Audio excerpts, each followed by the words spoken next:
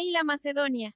Después de la batalla de Farsalia, el Asia y la Siria, que habían abrazado el partido de Pompeyo, le saludaron como su libertador. Cuando se supo en Roma que había perdonado a Q. Cicerón, a Mételo, al rey de Jotaro, y a todos los que imploraron su clemencia, aplaudieron a su triunfo y a su gloria. Concluyó por ganar a la multitud dándole festines espléndidos y magníficos espectáculos. Al mismo tiempo que hacia a cada 1.000 concesiones, sabía conservar su autoridad. Habiéndose mostrado exigentes sus soldados, porque se creían necesarios. Ciudadanos, les dijo, tenéis bastantes fatigas y heridas, os relevo de vuestros juramentos. Se os pagará lo que se os debe. Esta palabra de ciudadanos les humilló, y rogaron a César les condujese con él a África. Guerra de África, 46. Catón se había retirado allí con los batallones que habían escapado al desastre de Farsalía, se había juntado en Mauritania con el ejército de Cipión, suegro de Pompeyo. Habiendo anunciado un oráculo a los Cipiones una continuación no interrumpida de victorias en África, Catón hizo dar al suegro 2,4. 888. ALMACEN de la juventud. De Pompeyo el mando en jefe de todo el ejército. Juba, rey de Mauritania, y todos los númidas se unieron a los pompeyanos. César, para que también el oráculo le fuese favorable, tomó en su campo un hombre oscuro y despreciado que se llamaba Cipión, y le puso a la cabeza de su ejército, como si hubiera sido el general de él. Su genio le sirvió mejor que este ridículo expediente. Derrotó a los enemigos en Thapsus, y obligó a Catón a encerrarse en Utica. El estoico iba a caer en manos del que él llamaba un tirano. Estaba seguro de que César le perdonaría la vida, pero nada quiso pedirle. Perdonar la vida, dijo, supone el derecho de quitarla, lo que es un acto de tiranía, y yo nada quiero de un tirano. Leyó el Fedón de Platón, pidió su espada, y se maté de desesperación. Su muerte, como lo ha dicho el César de los tiempos modernos, fue la debilidad de un alma grande, el error de un estrico, una mancha en su vida. Triunfos y gloria de César, 46. César, vuelto a entrar en Roma, triunfé 4 veces en un mes. El primer día triunfé de los galos, el segundo de los egipcios, el tercero de Farnaco, el cuarto del África y de Juba. Cuando triunfé de los galos, hizo ostentación de los nombres de las 800 ciudades y de los 300 pueblos que había subyugado. Habiéndose roto su carro cerca del Aventino, subió al Capitolio con la luz de las hachas que llevaban 40 elefantes colocados a cada lado del camino. Dio 24.000 sestercios a cada uno de los veteranos, hizo poner para el pueblo 20.000 mesas ocupadas con los manjares más raros y los vinos más exquisitos, dio un espectáculo de 2.000 gladiadores, e hizo fingir en el anfiteatro combates de tierra y de mar, para indemnizar a los que no hablan asistido a sus grandes batallas. Luego que se concluyeron. Historia romana. 389.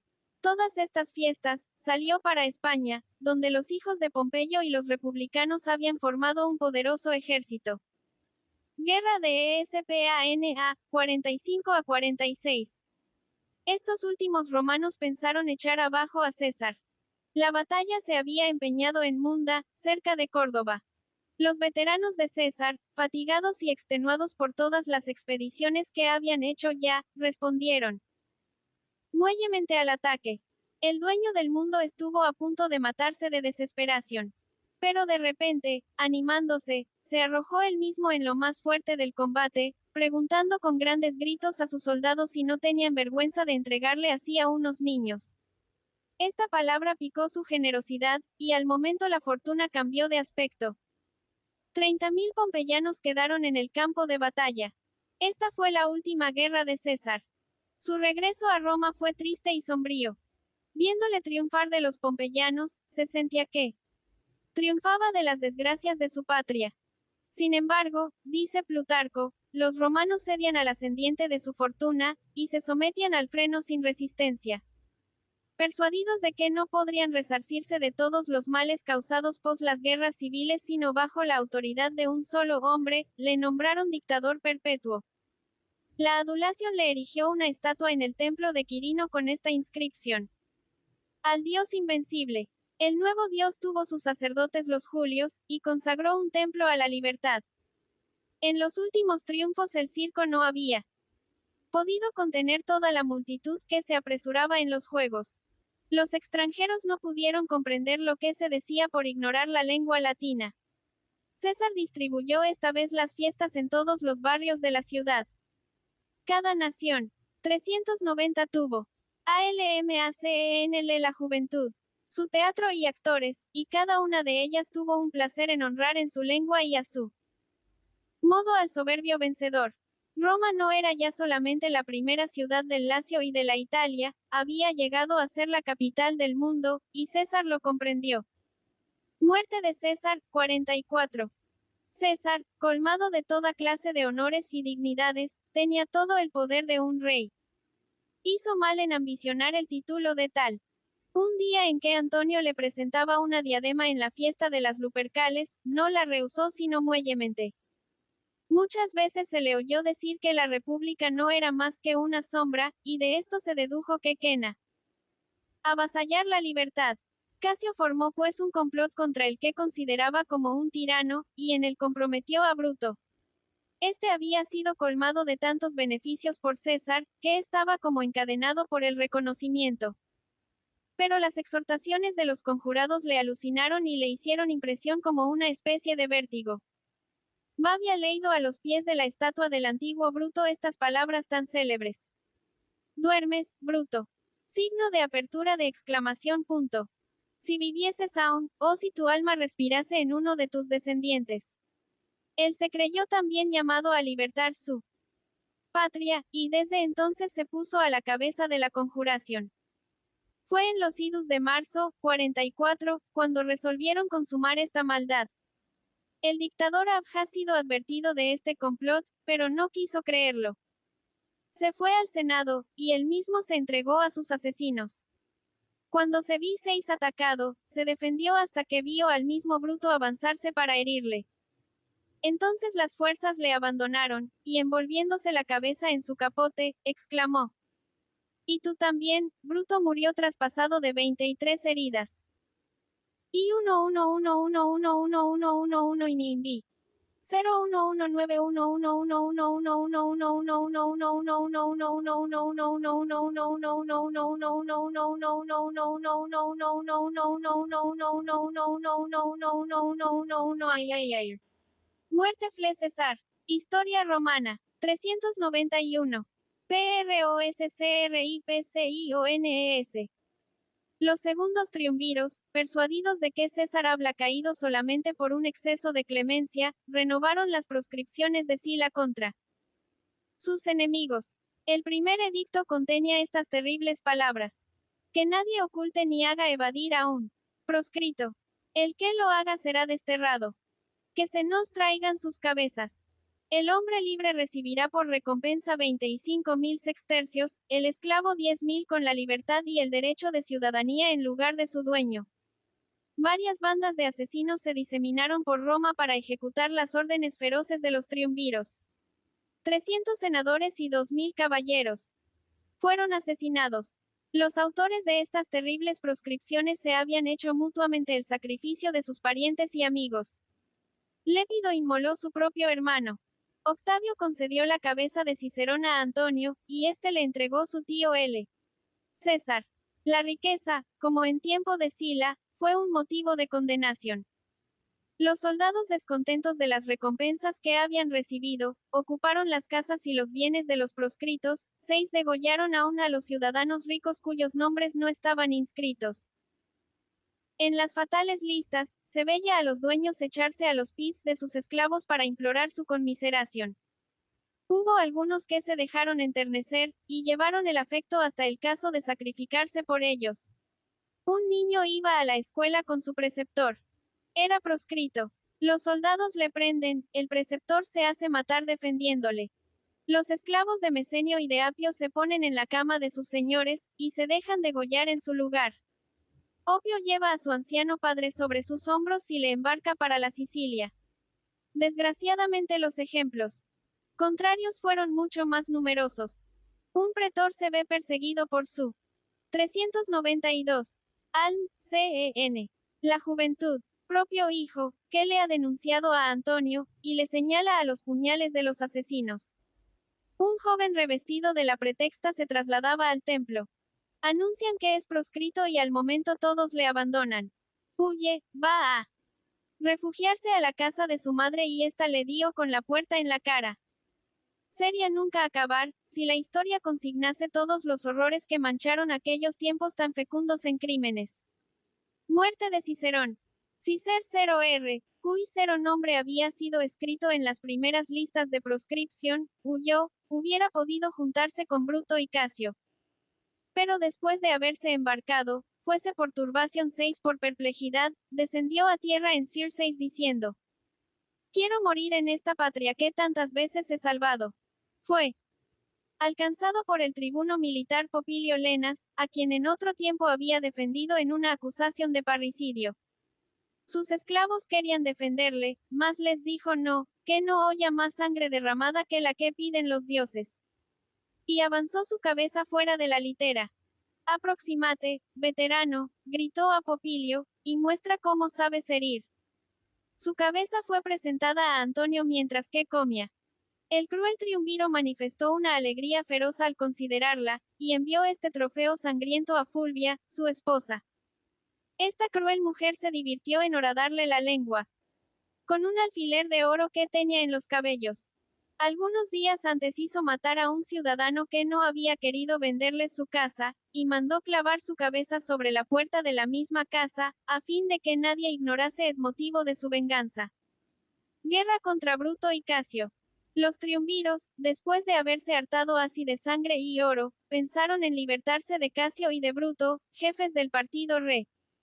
Historia romana. 393. Publicano. Los asesinos de César, retirados a Asia, asolaban todas estas provincias por medio de exacciones y crueldades casi tan escandalosas como las de los triunviros en Italia. Casio arruinaba con impuestos a los lidios, a la República de Bodas y al rey de Capadocia.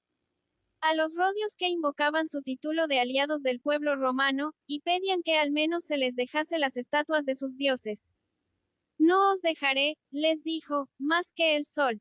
Robaba los templos en la Odisea, y se cargaba de botín multiplicando las injusticias y profanaciones.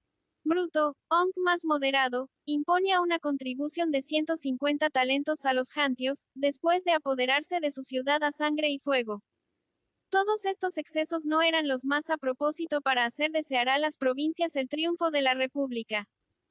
Bruto lo conocía, y al volver a Europa estaba lleno de los más tristes presentimientos. Una noche que velaba en su cuarto, un feo espectro, de figura terrible, se presenta a él. ¿Quién eres? Le dijo Bruto. Soy tu mal genio, respondió la fantasma. Me volverás a ver en las llanuras de Filipos. Y la visión desapareció. Batalla de Filipos. Muerte de Casio y de Bruto. En efecto, en Filipos fue donde el ejército republicano encontró al de los triunviros. Bruto y Casio se habían situado sobre dos colinas a 3 millas de distancia. Antonio había de atacar a Casio, y Octavio a Bruto. Los republicanos podían sitiar por hambre a los triunviros en su campo y vencerles sin combatir. Estaban en la misma posición que Pompeyo antes de la batalla de Farsalia, y cometieron la misma falta. En lugar de dejar al enemigo consumirse por sí mismo, se batieron bruscamente, y esta precipitación causó su pérdida. El cruel Octavio, que se había complacido en derramar la sangre 25. 3 UK. ALNIACEN de la juventud, de sus conciudadanos durante las proscripciones. Tembló en presencia del enemigo, y fingió estar enfermo el día de la batalla. Su ejército fue vencido entre tanto que Antonio triunfaba de Casio. Este último, creyéndose perdido, se hizo pasar con su espada por uno de sus bertos. Esta noticia consterné a Bruto y desanimó a sus tropas. Antonio consiguió atraerle a un nuevo combate, en el que le derroté enteramente. Entonces le faltó la fuerza como a Casio, y se precipité sobre la punta de su espada exclamando: Virtud, no eres más que una palabra. La República expiré con él. Los vencedores deshonraron su victoria con venganzas monstruosas. El cobarde y cruel Octavio respondió a un condenado que le pedía los honores de la sepultura: los buitres se encargarán de dártela. Un padre y un hijo le pidieron indulto. Prometió la vida al hijo, bajo la condición de que mataría a su padre, y después le obligó a degollarse a sí mismo. Tratados de Brindes y de Misena, 39. Cuando Antonio desembarcó en Italia, su intención era batir a Octavio. Pero sus soldados rehusaron el combate y le obligaron a reconciliarse con su rival. La paz fue jurada en Brindes. Y para consolidarla, Antonio, que acababa de perder a Fulvia, se casó con la hermana del joven César, la virtuosa Octavia. Los tres triunviros volvieron a entrar juntos en Roma, pero las fiestas fueron tristes. Sexto Pompeyo era dueño del mar, las provisiones no habían podido llegar de Cerdeña ni de Sicilia, el pueblo rey no tenía pan y hubo algunos tumultos. Los triunviros no pudieron apaciguarlos sino comprometiéndose a tratar con Sexto. Se avistaron con él en el cabo de Misena, y convinieron en que Sexto tendría las provincias. Historia romana. 395. De Sicilia, Córcega, Cerdeña y la Acaya con una indemnización de 17.500.000 dracmas. Que se devolvería a los proscritos la cuarta parte de sus bienes. Que Sexto enviaría trigo a Italia, y que en adelante no recibiría si los fugitivos. Los tres jefes se abrazaron y cenaron juntos en la cala de una embarcaellón de Sexto. En medio del festín, Menas vino a decir al oído a su amo Sexto: ¿queréis que corte los cables, y os hago dueño de todo el imperio? Era preciso hacerlo sin prevenirme, replicó Sexto, Pompeyo no puede faltar a sus juramentos. Batalla de Nauloca. Fuga y muerte de Pompeyo, 36. Los triunviros no se mostraron tan fieles a su palabra. Antonio negó la Acaya a Pompeyo, y las hostilidades principiaron de nuevo por una y otra parte, 38. Octavio, encargado de esta guerra, experimentó al principio grandes reveses. Su flota fue casi enteramente destruida por el enemigo y las borrascas.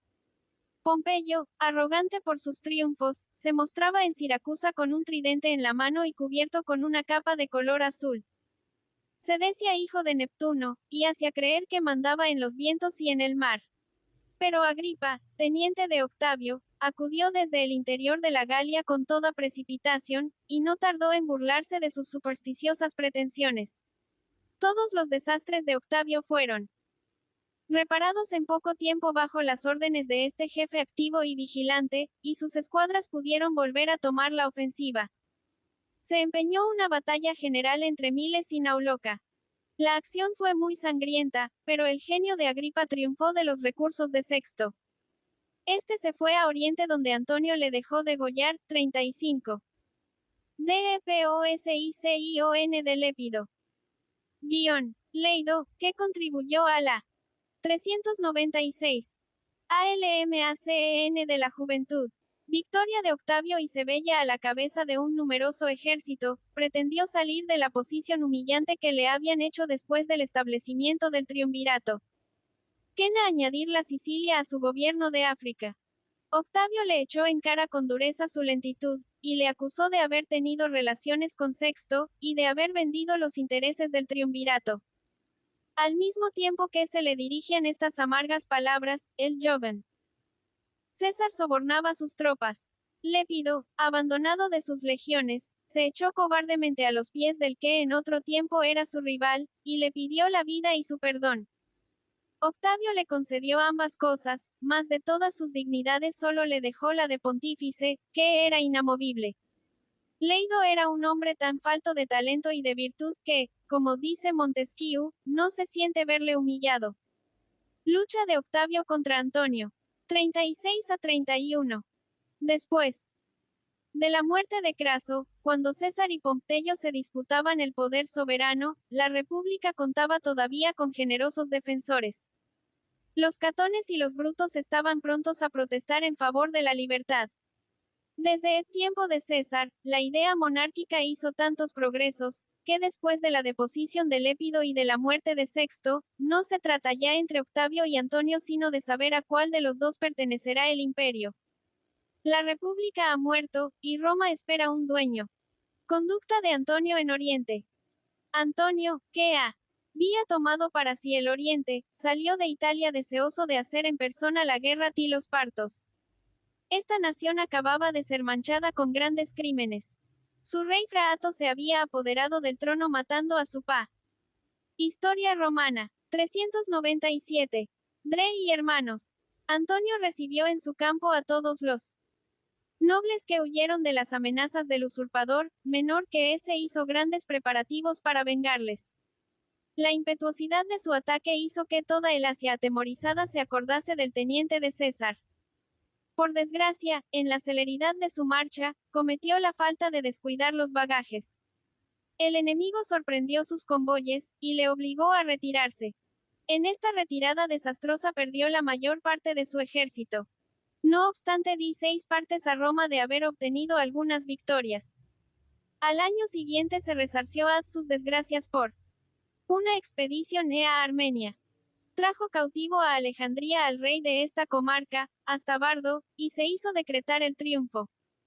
Los romanos supieron con pena que Antonio había entrado en la capital del Egipto para celebrar sus hazañas, como lo hubiera hecho en Roma. Su indignación llegó a su colmo cuando supieron que había erigido sobre un tribunal de plata 2 tronos de oro, uno para él y otro para Cleopatra, que la había declarado reina de Egipto, de Chipre, de África y de Celesiria, que había dado el título de reyes de los reyes a los hijos, que había dado al mayor la investidura de la Armenia y de la Media, y al segundo la de la Fenicia, de la Siria y de la Sicilia. Decíase que Cleopatra la hacía perder el juicio, que prefería Alejandría a Roma, que amontonaba en esta ciudad de África todos sus tesoros, y que, si llegaba a ser dueño del imperio, transportaría su capital a Oriente. Conducta de Octavio en Occidente. Octavio, que esparcía malignamente todos estos rumores, observaba una conducta del todo opuesta. Dejó de ser desdeñoso y cruel, así que la deposición de Lépido le hizo dueño del Occidente, deseoso de cautivar el afecto del pueblo. 398. ALMACEN de la juventud. Restableció el orden en Roma y en Italia, y afectó una moderación y una dulzura que recordaban la clemencia e imparcialidad de Casar. Mientras que Antonio se deshonraba en Egipto con todas sus locuras, Octavio hacía ejecutar, por consejo de Agripa, una infinidad de obras que le granjeaban los elogios de la multitud. Reparaba los acueductos, decoraba el circo, daba al pueblo fiestas y juegos, y le prodigaba toda clase de liberalidades. Sus legiones no estaban ociosas, obtenían brillantes victorias contra los ilirios y los dalmatas, y extendían cada vez más los límites del imperio. Guerra entre Antonio y Octavio. Antonio, que parecía tener contra sí todas las probabilidades de éxito, fue, sin embargo, el agresor. Se quejaba de que Octavio se había apoderado de las provincias de Sexto, sin reservarle nada. Octavio le preguntó si le había llamado él para darle parte en sus conquistas del Asia, y le echó en cara sus amores con Cleopatra. La guerra se hacía inevitable. Antonio se preparó a ella por medio de banquetes y fiestas. En Samos y en Atenas pasaba los días con Cleopatra entre danzantes, cómicos y flautistas. En medio de sus orgías envió un acto de divorcio a su esposa, la virtuosa Octavia. El joven César sacaba partido de todas las faltas de su rival. Hablaba de la indignidad de su conducta para con Octavia, con el objeto de exasperar al pueblo contra él, y se aprovechaba de su lentitud para hacer sus preparativos. En fin, cuando reunió sus flotas y legiones, hizo declarar la guerra a Cleopatra por el Senado, con el objeto de no envolver en la proscripción a todos los romanos que servían a las órdenes de Antonio. Batalla de Accio, 2 de septiembre 31. Luego que, Historia romana, 399. Los dos ejércitos estuvieron frente a frente, Antonio propuso primero a su rival un combate singular. Después queda ir a las llanuras de Farsalia para que conociesen en aquellos lugares, testigos del valor de César, al digno heredero de este grande hombre. Pero habiendo tenido Cleopatra el capricho de presenciar una batalla naval, Antonio no pudo resistirle. El 2 de septiembre, aprovechando la escuadra de un viento ligero que se levantó del mar para desordenar su ala izquierda, comenzó el ataque. Después de grandes esfuerzos de una y otra parte, el combate era todavía dudoso y la victoria incierta, cuando los 60 navios de Cleopatra desplegaron sus velas y huyeron al través de las galeras que peleaban. Desde que Antonio se apercibió de ello, perdió la cabeza y huyó también abandonando cobardemente a los que morían por él. Su escuadra se defendió todavía mucho tiempo. Delante de Accio, pero al fin se vio obligada a ceder. Canidio, que mandaba el ejército de tierra, viendo perdido a Antonio, se pasó al campo de Octavio. Viéndose los soldados desamparados y vendidos, se pusieron también de parte del vencedor. Muerte de Antonio. Al saber Antonio estas tristes noticias, quena suicidarse. Habiéndoselo impedido sus amigos, se hizo conducir a Alejandría, donde encontró a Cleopatra. Desesperado se encerró en una torre que dominaba al faro de Alejandría, y pareció decidido a vivir en ella como el filósofo Timón que la había habitado en otro tiempo. Pero muy pronto se cansó de esta filosofía misantrópica. Abandonó aquel sombrío asilo, volvió al palacio de Cleopatra, y principió de nuevo esa vida inimitable que se pasaba enteramente en festines y excesos. Hizo con sus amigos y los de Cleopatra una asociación, cuya primera ley era de morir juntos, después de 400 ALMACEN de la juventud, haberse proporcionado unos a otros toda clase de placeres. Cuando César Octavio se presentó en las puertas de Alejandría, Antonio le pidió permiso para retirarse a Atenas, con el fin de vivir allí como simple particular. Cleopatra, más ambiciosa, deseaba la corona de Egipto para sus hijos. El vencedor de Accio dejó entrever a esta reina pérfida que le daría todavía más si ella le libraba de Antonio. ¿Acaso la que había visto a sus pies a César y Antonio, esperó ver postrado también a Octavio, el nuevo señor del mundo? Hizo pues traición a Antonio, y éste, más sensible a tal afrenta que a su derrota, se atravesó con su propia espada. Cleopatra no le sobreviví mucho tiempo. Después de haber intentado en vano seducir a Octavio, se hizo picar, según dicen, por un áspid, y murió de sus resultas. El Egipto fue reducido a provincia romana, y Octavio reinó bajo el nombre de Augusto sobre todo el imperio. Los límites del imperio eran al este el Rin, el Danubio, el Ponto Eugino y el Éufrates. Al sur los desiertos de la Arabia y de la Libia, y la Etiopía. Al oeste y al norte el océano. Las grandes regiones que abrazaba en Europa eran la España, la Galia Transalpina, la Galia Cisalpina, la Sicilia, la Cerdeña y Córcega, la Iliria, la Macedonia, la Tracia, la Acaya, la Panonia y la Mesia. En Asia, las principales provincias eran el Asia, la Bitinia, la Cilicia, la Siria, la Fenicia y la isla de Chipre. En tiempo de Augusto, la Judea tenía todavía su rey. La Comagena, la Capadocia, el Ponto, Rodas, Samos, la Licia, la Armenia y la Mesopotamia no habían sido reducidas todavía a provincias romanas. Las grandes provincias que tenían en África eran el Egipto, la extensión del Imperio Romano en Tiev 1p0d. Gusto, 30. IISTORIA romana. 401. Cirenaica con la isla de Creta, el África y la Numidia. La Mauritania no perdió su rey hasta el año 42, y entonces se dividió en dos provincias, la Mauritania tingitana y la Mauritania cesariense. Carácter del poder de Augusto. Después de la batalla de Accio, Augusto se atemorizó realmente de su posición. Veíase a la cabeza de 40 legiones cuya salvaje codicia se hallaba excitada ya hacía mucho tiempo por las liberalidades que se les habían prodigado. Por otra parte, se reconocía llamado a reinar en una ciudad y a donde el solo nombre de rey inspiraba horror. TML, blava al recordar la muerte de César, y en medio de su espanto quena abdicar como Sila y volver a la vida privada. Así se lo aconsejaba Agripa. Pero Mecenas le dio un consejo más análogo a sus deseos, y sus palabras le tranquilizaron. Así que puso término a su incertidumbre, su conducta fue sumamente hábil. Tomó el título de imperator como jefe del ejército, y aceptó el epíteto de Augusto, que le dieron por adulación, para hacer olvidar todos los recuerdos odiosos que iban unidos al sangriento nombre de Octavio. Sabía que el pueblo estaba ya cansado de derramar su sangre en los campos de batalla, y él mismo conocía la necesidad de gozar tranquilamente de su fortuna. Cerró, pues, el templo de Jano, y se esmeró en cubrir con ciertas apariencias de libertad la servidumbre del Senado y de la nación. Su gran pensamiento fue gobernar sin parecer que reinaba. Lejos de pedir el título de rey, no permitió siquiera que a él ni a los suyos se les diera la calificación de señor, dominus. Cuando le ofrecieron el poder soberano se hizo de rogar por mucho tiempo, y al cabo no lo aceptó más que por 10 años. Después de este espacio de tiempo fue preciso que CR 25. 402. ALMACEN de la juventud.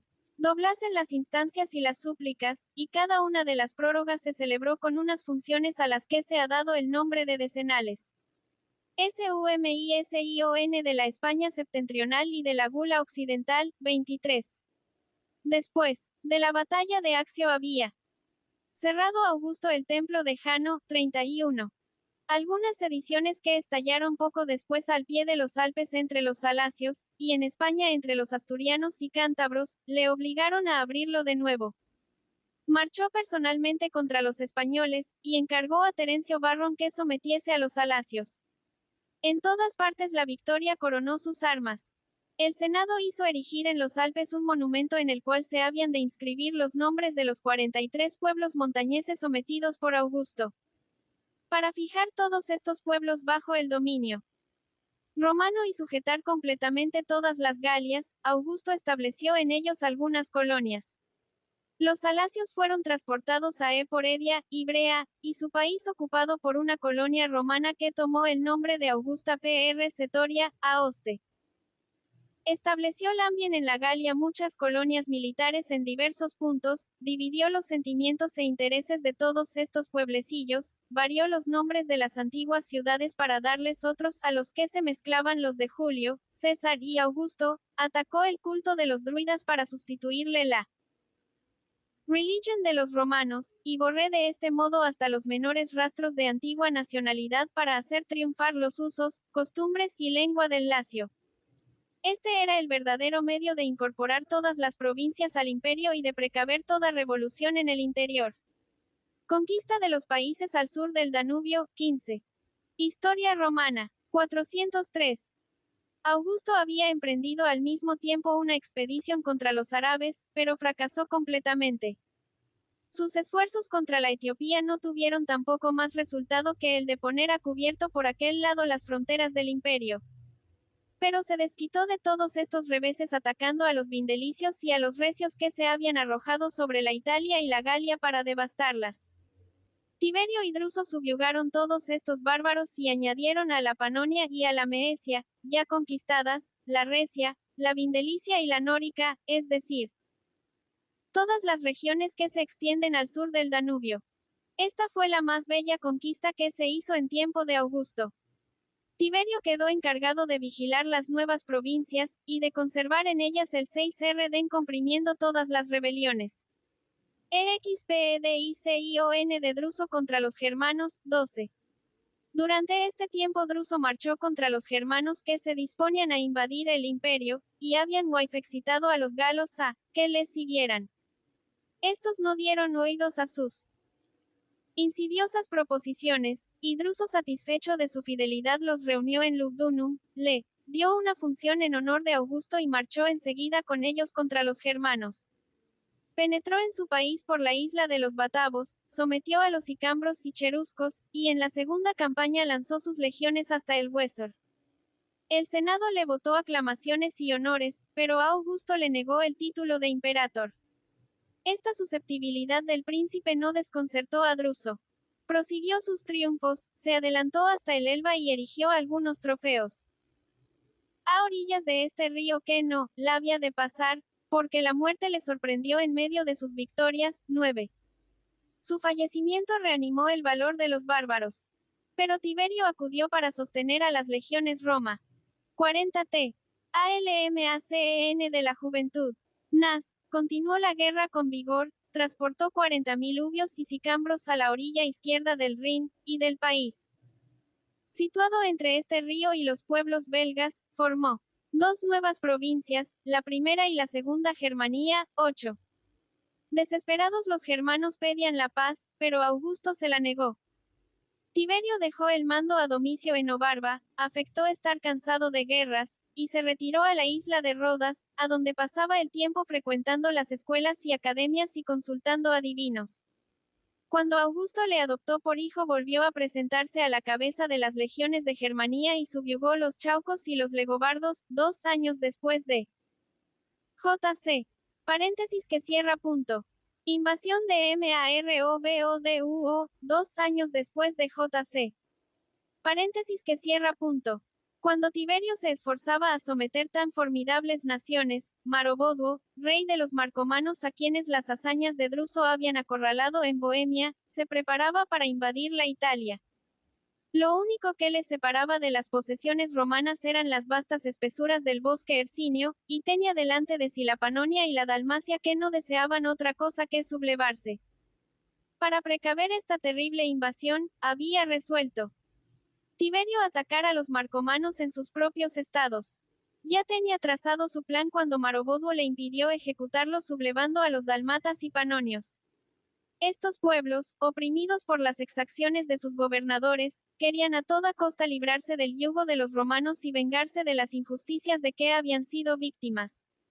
Augusto no disimuló sus temores.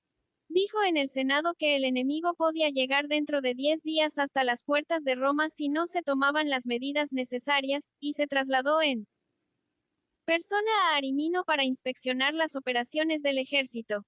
Las legiones de Historia romana. 405. Tiberio corrieron primero grandes peligros. Pero la habilidad de su jefe y el valor del hijo de Druso triunfaron de todos los obstáculos. Sometieron a los panonios y después vencieron fácilmente a los dalmatas. Habiendo preguntado Tiberio a Abetón, rey de estos últimos, por qué se había insurreccionado. Vosotros tenéis la culpa, respondió decididamente el vencido, porque para guardar vuestros rebaños enviáis, no pastores ni perros, sino lobos. 9. Derrota de Varo. 9. 5 días después de terminada esta guerra se supo la derrota de las legiones de Varo en Germanía. Este hombre codicioso, elegido para gobernar a los germanos, era también un lobo cruel y rapaz. Persuadido de que estos pueblos no tenían más de humano que la forma, quiso imponerles por la fuerza los usos y costumbres de los romanos. Rodeóse de una multitud de leguistas cuyos insidiosos enredos arruinaban a los pobres en provecho de los que los gobernaban. Lo que prueba su falta de juicio y experiencia, verdaderamente incomprensible, es que al mismo tiempo que se permitía todos estos robos e injusticias no tomaba precaución alguna. Entonces un príncipe cherusco, llamado Arminio, Hirman, se aprovechó de la indignación general para llamar a las armas todas las tribus y excitar una sublevación universal. Cercó las legiones de Vero en el bosque de Teutoberg, cerca del nacimiento del Lipa, y las destrozó. Al recibir a Augusto la noticia de este desastre desgarró sus vestidos y exclamó fuera de sí: Varo, Varo, devuélveme mis legiones. Se dejó crecer la barba y los cabellos en señal de luto, ofreció sacrificios a los dioses como en los mayores peligros, y envió al momento a Tiberio con Germánico sobre el Rin. Felizmente para Roma Sein. 408. ALMACEN de la juventud. Produjo la discordia entre los bárbaros, y no necesitó más para vengarse que dejarles obrar. Arminio, acusado de ambición por los suyos, fue asesinado a la edad de 37 años. Su muerte permitió que Germánico penetrase hasta el Weser y que alcanzase una brillante victoria en Iristaviso, Minden. Pero a su regreso su flota y una parte de su ejército fueron destruidos por una violenta tempestad. La envidia de Tiberio nombrado ya emperador le obligó a dejar el teatro de sus hazañas, y desde aquel tiempo los germanos estuvieron tranquilos por aquel lado de las bellas artes en tiempo de Augusto. El príncipe, que gustaba de que los más notables ingenios exaltasen su mérito y acciones, se complacía también en que durante su reinado brillasen las bellas artes. Los romanos no fueron nunca muy célebres en ellas. Encontraron más fácil despojar a los vencidos de todas las maravillas que poseían, que el tratar de producir otras semejantes. De modo que habían arrebatado a la Grecia todas sus pinturas y estatuas con las cuales adornaron sus casas de campo. Con todo, Augusto quiso despertar en ellos el conocimiento y afición a las bellas artes. La casa en que vivía era muy modesta, pero concibió el magnífico proyecto de hacer en Roma unas mejoras dignas de la majestad del imperio. Entre los muchos monumentos públicos que edificó, se cuentan principalmente el templo de Apolo Palatino, el de Júpiter Tonante en el Capitolio, y una plaza donde alda un templo dedicado a Marte Vengador. Hizo construir el pórtico de Lucio y la basílica de Cayo, los pórticos de Livia y de Octavia y el teatro de Marcelo. Invitó, según dice Suetonio, a los principales ciudadanos para que adornasen la ciudad según las facultades de cada uno, construyendo. Historia romana. 407. Nuevos edificios o revocando los antiguos. De esta manera se edificaron el templo de Hércules y el de las Musas, construidos por Marcio Filipo. El de Diana, por Cornificio. El de la Libertad, por Asinio Polion. El de Saturno por Munacio Planeo, el teatro de Corn Balbo, el anfiteatro de Estatilio Tauro, y un considerable número de bellos monumentos construidos por Agripa. Todos estos trabajos y otros muchos ejecutados con el mismo fin le permitieron decir con razón que había encontrado a Roma de ladrillos y la había dejado de mármol. Triste fin del reinado de Augusto. Este brillo de civilización hacia que el pueblo no pensase en él. Sacrificio de su libertad. Todos se consideraban dichosos de gozar de las ventajas de la paz después de haber sufrido por tanto tiempo las más horribles borrascas. Los hombres prudentes reconocían que el gobierno de Augusto era el más adecuado a las circunstancias actuales del país. Este príncipe se veía pues colmado de honores y alabanzas. Un día que estaba en el teatro, un actor pronunció estos versos. Y oh señor clemente, oh señor equitativo. Y todo el pueblo se los aplicó y aplaudió con frenesí. Desgraciadamente su familia le causaba los mayores disgustos. Pensaba elegir por sucesor suyo a Marcelo su sobrino, pero la muerte se lo arrebató a la edad de 19 años. Julia, su hija única y objeto de todo su cariño, se deshonró con unos escándalos tan horribles que resolvió darle muerte. En medio de su desesperación se le oye exclamar con frecuencia: 4. ¿Por qué no habré yo vivido sin mujer o no habré muerto sin tener hijos? Manifestaba mucho afecto a los niños de esta culpable princesa, pero las intrigas de su esposa Livia hicieron que Adop. 408. ALNACEN de la juventud. Tase a Tiberio hijo suyo y de su primer marido Claud. Tib. Nerón. Al adoptarle le obligó a que adoptase él también a Germánico, hijo de Druso. Después de tomar todas estas disposiciones murió Augusto en Noles. Cuando conoció que era llegada su hora, pidió un espejo, mandó que le hicieran su tocador y preguntó a sus amigos: ¿he representado bien mi papel? Y sin esperar que le respondiesen añadió: aplaudid. Y tenía razón, porque jamás hubo actor alguno que representara su papel con más habilidad que él. Disimulo de Tiberio. Principio de su reinado, 14. Tiberio, que se abride el camino al trono por medio del crimen, inauguré su reinado con el asesinato del joven Agripa. Cuando el asesino de este príncipe vino aquí a anunciar al emperador que sus órdenes habían sido ejecutadas, el tirano le respondió: yo no te he mandado cosa alguna, y responderás al Senado de tu conducta. Se le iba a formar causa, pero se creyó que era mejor sepultar este asunto en el olvido y hacer recaer este negro crimen sobre la memoria de Augusto. Con un soberano tan disimulado, cónsules, senadores, caballeros, todo el mundo estudiaba sus palabras y componía su semblante. Nadie se atrevía a manifestarse demasiado alegre por la muerte de Augusto, ni demasiado triste a causa del advenimiento del nuevo emperador. Tiberio afecté primero no preocuparse más que de los funerales debidos a Augusto. Anunciaba: a las legiones su elevación al trono y les hablaba con autoridad, mientras que en el Senado exclamaba que el genio del divino Augusto era el único capaz de llevar el peso del imperio. Decía que no le era posible aceptar más que una parte de él.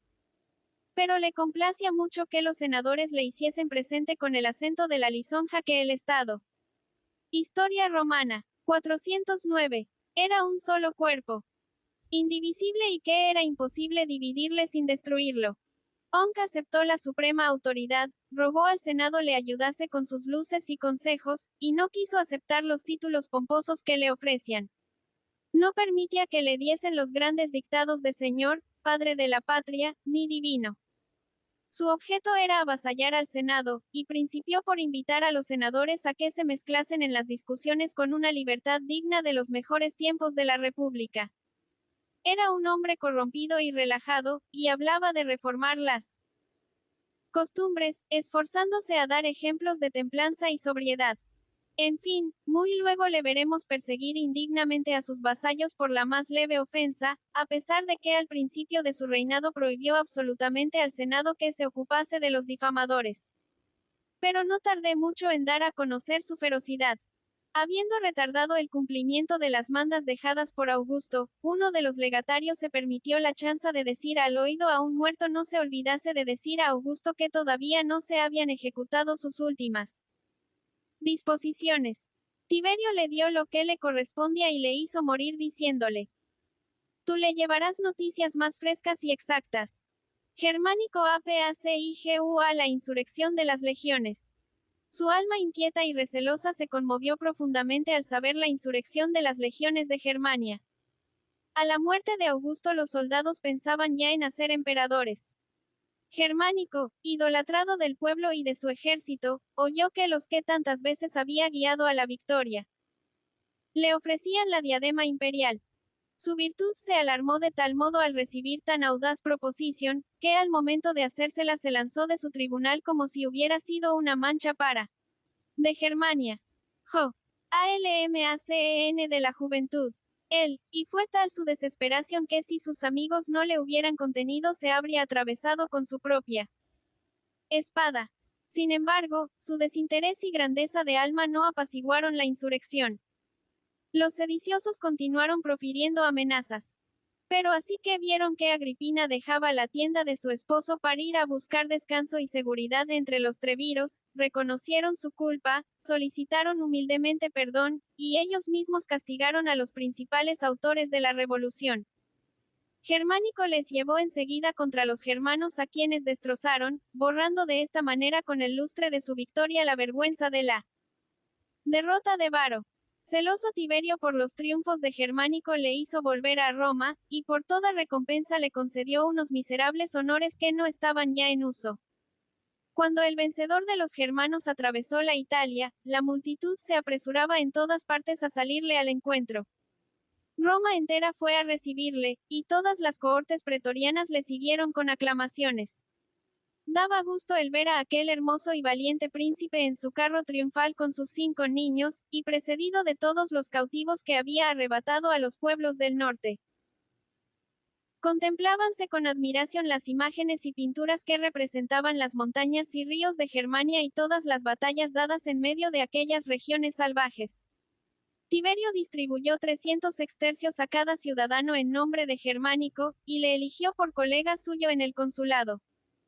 Pero pronto se conoció que no le concedía tales favores sino para perderle con más facilidad. Germánico en el Oriente, 18. Hizo que el Senado decidiese que la presencia de Germánico era necesaria. Historia romana. 411. En Oriente para arreglar los negocios de los pequeños reinos de Cilicia y Comagena, y para calmar los movimientos sediciosos de los partos y de los armenios. Al mismo tiempo nombró gobernador de Siria a C.N. Pison dándole la orden de que contrariase a Germánico en todas sus empresas. Y así cuando este príncipe, después de haber fijado la suerte de las nuevas provincias del Asia Menor y hecho la paz con los partos, se retiró a Egipto para visitar aquella curiosa comarca, se encontró a su vuelta con que el gobernador de Siria había trastornado todo lo que él había dispuesto acerca del ejército y de las ciudades de la provincia.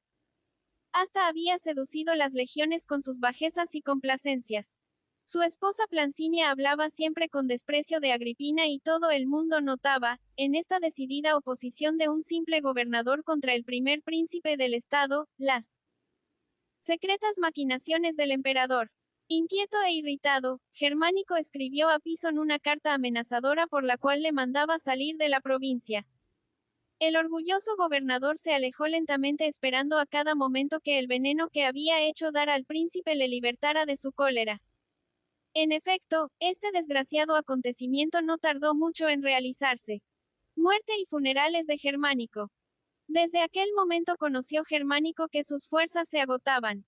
Comprendió la naturaleza de su enfermedad y, antes de expirar, comunicó su pena a su mujer y a sus amigos confiándoles el cuidado de vengarle. Su muerte fue un duelo universal para la provincia y para todos los pueblos comarcanos. Las naciones extranjeras y los reyes bárbaros lloraron a este grande hombre tan afable para con los aliados como clemente para con sus enemigos. Antes de quemar su cuerpo se le puso de cuerpo pre. 41 y ALMACEN de la Juventud, sente en el foro de Antioquia que era el lugar destinado para su sepultura. Agripina, postrada de tristeza y dolor, se embarcó con las cenizas de su esposo y con sus hijos, encontró a Roma consternada por la pérdida de tan grande hombre. Para honrar su memoria se decidió, según dice Tácito, que su nombre se cantaría en los himnos de los salios, que su silla curul, adornada con una corona de encina, sería colocada en los espectáculos en el sitio reservado a los sacerdotes de Augusto. Que al abrirse los juegos del circo se llevaría en procesión su estatua de marfil, que todos los flaminios y augures que le sucedieran habían de pertenecer a la familia de Julia. Se le erigieron arcos de triunfo en Roma, a orillas del Rin y sobre el monte Amano en Siria, con una inscripción en la que se enumeraban todas sus hazañas añadiendo que había muerto por la República. Se le dedicó un monumento en Epidafno, a donde terminó sus días, y un mausoleo en Antioquia, en el sitio en que fue quemado. Difícil sería el enumerar todas las estatuas que se le erigieron. Y los lugares en que se le dio culto. Tiranía de Tiberio. Pison y Plancinia no dejaron por eso de presentarse en Roma insultando el luto universal con la alegría que brillaba en su semblante y con los suntuosos festines que dieron en su casa. Al infame gobernador se le formó causa.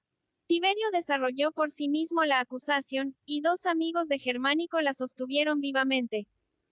El pueblo gritaba a la puerta de la curia que Pison no escaparía de sus manos si se le libraba de la sentencia del Senado. Plancinia, ganada por las lisonjas de Livia, separó su causa de la de su marido, y Pison comprendió desde luego que su vida estaba en peligro. Pidió pues, que se instruyese de nuevo el proceso, y se retiró por la noche a su gabinete para Historia Romana. 413. Preparar su defensa.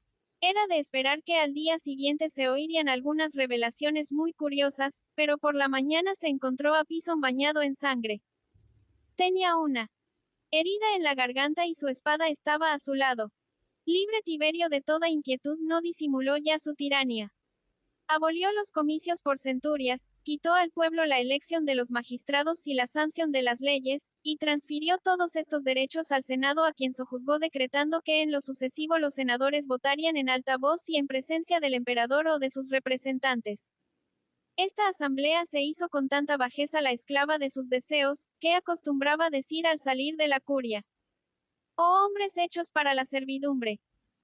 Bajo pretexto de que era el representante del pueblo, aplicó la ley promulgada contra los que ofendían la majestad del pueblo romano. Las primeras víctimas de esta ley de lesa majestad fueron algunos caballeros llenos de deudas y de crímenes, publicanos sórdidos y rapaces, gobernadores avaros o infieles. Se consideraba como muy justa la severidad del príncipe, y se honraba su celo por el sostén de las leyes y la pureza de las costumbres. Pero en breve los delatores se multiplicaron hasta lo infinito. El mérito, el nacimiento, la dignidad y la riqueza fueron otros tantos crímenes que se persiguieron con encarnizamiento y furor. Los ambiciosos trataban de abrirse un camino al poder echando abajo a los que eran dueños de él. Tiberio aborrecía a todos los que manifestaban el menor sentimiento por la antigua libertad. Una palabra, un gesto, una acción que descubrían un deseo de exención, eran a sus ojos atentados dignos de muerte. Él sabía que el Partido Republicano no estaba muerto, y resolvió destruirle por mano del verdugo. 414. ALNIACEN de la Juventud. ULTIMOS años de Tiberio, 32 a 37. Hubo una alegría general con motivo de la muerte de Sellano, porque se esperaba un gobierno más humano. Pero el viejo de Caprea llegó a ser todavía más feroz. La conducta de Sellano le había hecho más desconfiado y receloso, y en lugar de mostrarse menos cruel, animaba más y más a los delatores. Ya no se ponía cuidado en examinar particularmente la causa de cada uno, se condenaba colectivamente. Así es que hicieron degollar indistintamente a todos los que estaban en las cárceles. Agripina y Druso murieron en terribles suplicios. Tiberio, en medio de sus desórdenes, sediento de sangre, asistía a los suplicios de sus víctimas. En tiempo de Suetonio se veía aún en Caprea el sitio en que aquel verdugo, después de largos y escogidos tormentos, hacía precipitar al mar a los condenados en presencia suya. Si hay una cosa que consuele la virtud, es que aquel monstruo no cesó de estar atormentado por los remordimientos que le causaban todas sus maldades.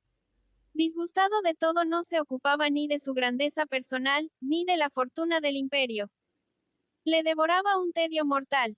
Como conocía que sus fuerzas se iban debilitando cada día más, consultaba a los adivinos y augures acerca de su destino. Pero sus predicciones, dictadas por la adulación, no podían poner un término a los temores que le abrumaban. Habiendo salido de Caprea, vino cerca de Roma, después anduvo errante en la Campania, buscando por todos lados una dicha que no encontraba en parte alguna. En fin, cuando estuvo para morir, designó por sucesor suyo a Cayo Calígula. Este monstruo se apoderó de su anillo al tiempo de morir, y apresuró su muerte para gozar más pronto de su herencia. El pueblo se regocijó por la muerte de Tiberio. Tiberio A. Historia romana. 41b. Tiber. Y Tiberio a las gemonias uno tales eran los gritos que retumbaban en todas partes. No obstante le hicieron los honores fúnebres. Felices principios del reinado de Cayo Calígula, 3741. Cayo era amado de las provincias y de los ejércitos que le conocían desde su infancia, y el pueblo romano veneraba en él al hijo de Germánico, al último vástago de esta desgraciada familia. Desde que salió de Micena para trasladarse a Roma, se vide escoltado por una multitud inmensa, y en todas partes el pueblo, lleno de alegría, llevaba antorchas y ofrecía víctimas en su honor. Los romanos, al recibirle en sus muros, le proclamaron único señor y árbitro del Estado. La alegría pública fue tal que en menos de 3 meses degollaron 160.000 víctimas para que los dioses le fuesen propicios. Al mismo tiempo recibió de las cortes extranjeras las felicitaciones más brillantes y diligentes. Artabano, rey de los partos, solicitó su amistad y atravesó el Éufrates para presentar sus homenajes a las águilas romanas y a las imágenes de los césares. Cayo se mostraba, por otra parte, digno de todos estos honores. Después de haber pronunciado la oración fúnebre de Tiberio derramando muchas lágrimas, fue y la isla Pandataria y a la isla Pontia para recoger las cenizas de su madre y hermanos. Todos se enternecieron al ver el profundo respeto que conservaba, ida su augusta familia. Se creía que iba a comenzar una nueva era de felicidad para el imperio. Se publicó una amnistía en favor de todos los proscritos y desterrados, los delatores eran despreciados y rechazados universalmente, los magistrados habían recobrado sus derechos y libertad, el pueblo se preparaba a reunirse en comicios, y todos los que hablan sufrido por las injustas vejaciones del último. 410. ALMACEN de la juventud. Reinado habían de ser indemnizados. No contento con satisfacer los legados hechos por Tiberio, unió a ellos grandes presentes para el pueblo y los ejércitos, y mandó terminar todos los edificios principiados para adorno de Roma y utilidad del imperio. Muchos libros que habían sido prohibidos y censurados por el Senado se pusieron en circulación por orden de Cayo, porque decía que le importaba mucho que la historia fuese escrita con fidelidad. Habiendo caído enfermo este príncipe modelo, el pueblo hizo votos por su curación. Sanó, pero apenas recobró la salud se abandonó al delirio más detestable. Desde entonces, como dice Suetonio, no es ya la vida de un hombre, sino la de un monstruo la que la historia va a referir.